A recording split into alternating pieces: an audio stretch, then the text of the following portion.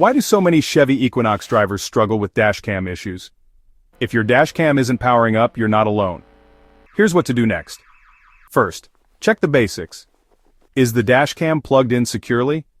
Sometimes the cable gets bumped out of the power port, so unplug it and plug it back in firmly. Next, check your Chevy's power outlet.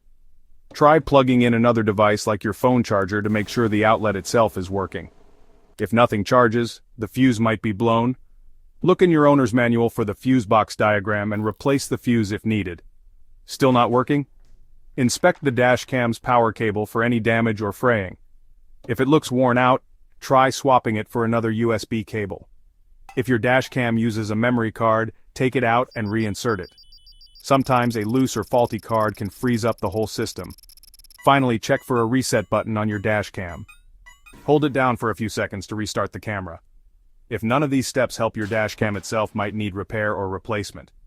But most issues are quick fixes. Now you're back on the road with extra peace of mind. Thanks for watching. Drive safe.